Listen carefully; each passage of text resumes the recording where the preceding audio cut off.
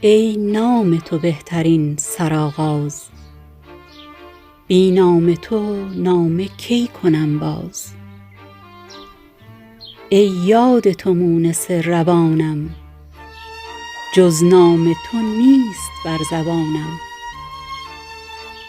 ای کارگشای هرچه هستند، نام تو کلید هرچه بستند. ای هست کن اساس هستی، کوته ز درت دراز دستی.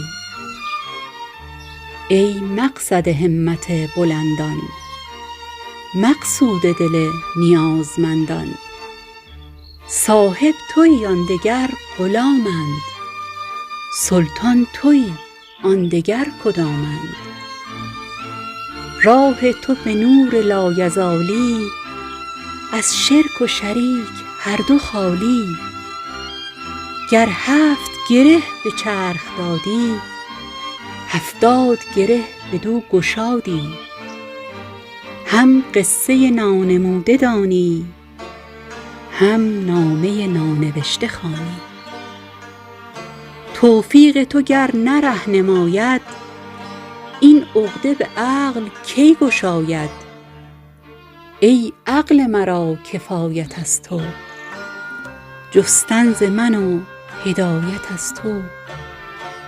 من بددل و راه بیمناک است، چون راهنما تویی چه باک است. احرام گرفته ام به کویت، لبیک زنان به جستجویت. احرام شکن بسی است زنهار، ز احرام شکستنم نگه دار.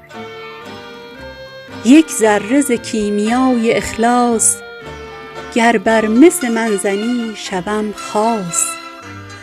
هم تو به عنایت الهی، آنجا قدمم رسان که خواهی. از ظلمت خود رهاییم ده، با نور خود آشناییم ده. از خوان تو با نعیم تر چیست، وز حضرت تو کریم تر کیست. روزی که مرا ز من ستانی، ضایع مکن از من آنچه مانی. وان دم که مرا به من دهی باز، یک سایه ز لطف بر من انداز. آن سایه نه کز چراغ دور است، آن سایه که آن چراغ نور است. تا با تو چو سایه نور گردم، چون نور ز سایه دور گردم. درهای همه ز عهد خالی است، الا در تو که لایزالی است. بی یاد توام نفس نیاید، با یاد تو یاد کس نیاید. از ظلمت خود رهاییم ده، با نور خود آشناییم ده.